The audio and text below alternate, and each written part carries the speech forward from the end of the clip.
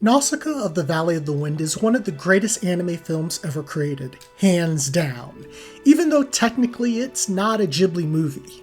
Nausicaa laid the foundation for the future studio and their works. Nausicaa is widely praised in the anime community for its epic storytelling, grandiose themes, and beautiful music, but did you know an American dub exists that was so bad that it fractured Studio Ghibli's trust with American media companies for at least a decade? Yes. And it's called Warriors of the Wind, and this bastardization of a film fails in every way possible, from the storylines to the voice acting, and we're going to talk all about it.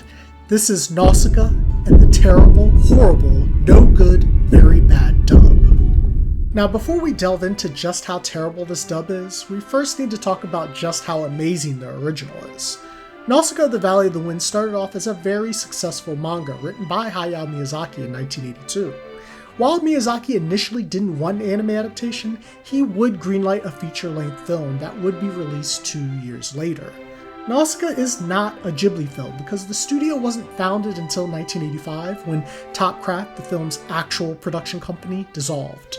But because of the movie's success, Miyazaki would then go on to found the legendary studio we all know and love. That's why Ghibli films like Princess Mononoke and Poko still maintain that similar essence with fantastical stories and epic themes to this day. It's also why, despite the technicality, we all consider Nausicaa a Ghibli movie, and deservedly so. The story of Nausicaa takes place in a post-apocalyptic Earth, 1,000 years after a cataclysmic war destroyed most of industrial civilization. A great portion of the land and sea is heavily polluted with toxic fungi, and while humanity survived, most of their technology hasn't. The heroine of the saga is Nausicaa, a brave, strong young woman who is not only smart as a wit, but has the total respect of the villagers she leads. She is at one with nature and longs to truly understand the jungle and find a way for humans and the environment to coexist.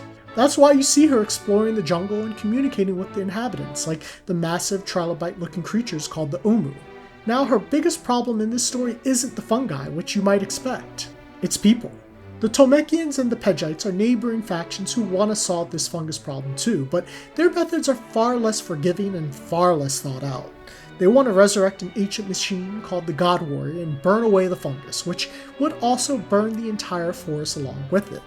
Not to mention, these two factions are in the middle of their own petty civil war, with Nausicaa thrusted into the middle. Now it's up to her to protect the environment by convincing them to lay down these dangerous quick-fix schemes. This movie brilliantly depicts the many problems that continue to plague our world today, despite this film being 40 years old, which is the importance of cohabitation between humanity and the environment. That's because every action we take, no matter how big or small, impacts the world, so people should be mindful. This important message, packed with a gorgeously animated 2-hour film, resonated with Japanese audiences, earning nearly 1.5 billion yen or $6.25 million in the US, which is pretty darn good for a mid-1980s movie, and it's no surprise that Ghibli wanted to take this thing worldwide. When Nausicaa was brought over stateside, the rights were purchased by the Pope of Pop Cinema, Roger Corman, and his production company, New World Pictures.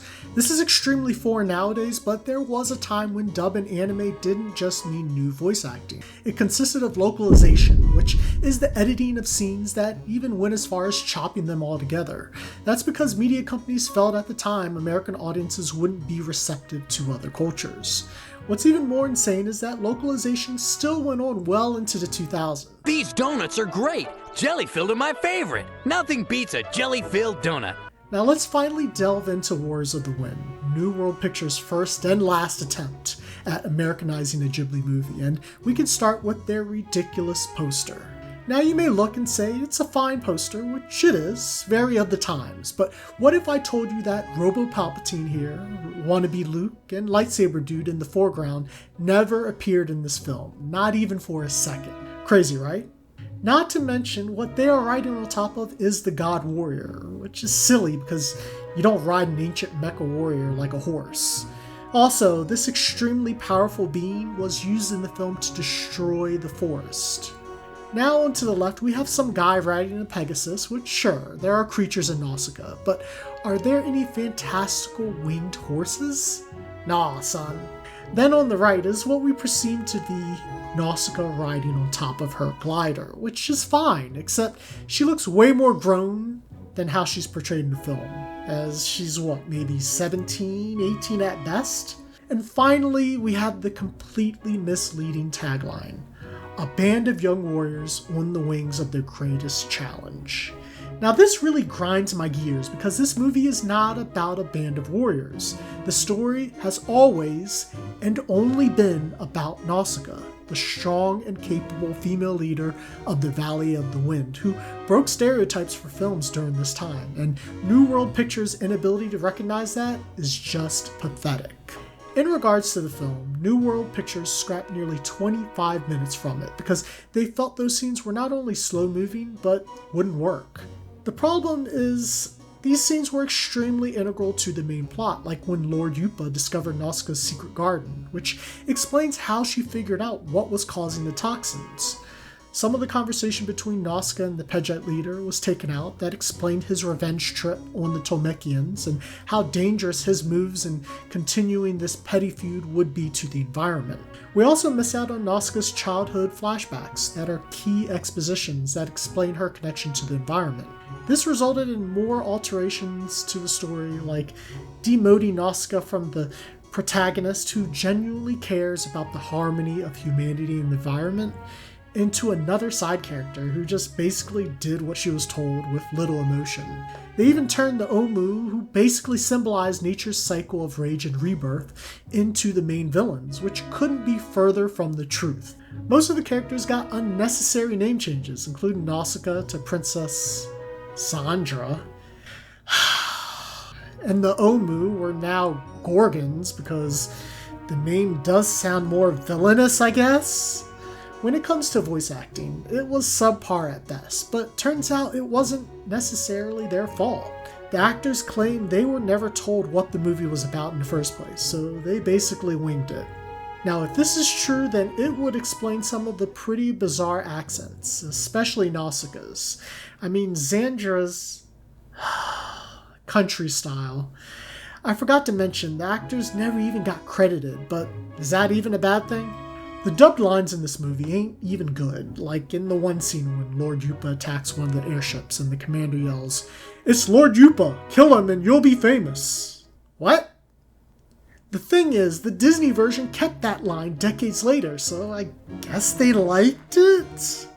With all these bad decisions, it's no wonder why Warriors of the Wind is a jumbled mess, and honestly, it's even hard to call this movie a dub. Between the story, characters, and overall vibe, it's totally different from the original. On its own merit, Warriors of the Wind is not the worst movie, and dare I say, if Nausicaa didn't exist, then it would be a somewhat decent experience. The problem is that Nausicaa does exist, and this incredible film didn't need these changes, even if what New World Pictures was doing was par for the course. When Miyazaki saw this disaster, he was absolutely livid and feared that this movie would tarnish their image, but unfortunately there wasn't much he could do. As Ghibli's trust in American media waned, they did their best to separate themselves from the dub and made moves to prevent this situation from happening again. During this period, only a handful of the studio's movies received an English dub, and they were not only closely monitored, but only available to watch on Japanese airlines. In 1995, New World Pictures' rights to Nausicaa finally expired, and it only took a year before Ghibli reached an agreement with the Walt Disney Company that allowed the House of Mouse to release most of their films theatrically and on home video. Finally, in 2005, Disney released a very faithful English dub of Nausicaa of the Valley of the Wind on DVD, which included the likes of Patrick Stewart, Uma Thurman, Shia LaBeouf, and Alison Lohman in the titular role. This adaptation has been used ever since, and the old American dub, Warriors of the Wind, has become nothing more than a distant memory, which is just how Ghibli likes it. It's very hard to find this dub in the real world nowadays, unless you know a guy who knows a guy who has the VHS, and even then you better have something to play it. The notorious Warriors of the Wind holds a special place in anime history because this historically terrible dub indirectly taught a valuable lesson, not just to Ghibli, but to the rest of the industry. the importance of maintaining as much of the original work as possible. While many people know of Nausicaa, there are very few who knew of this debacle.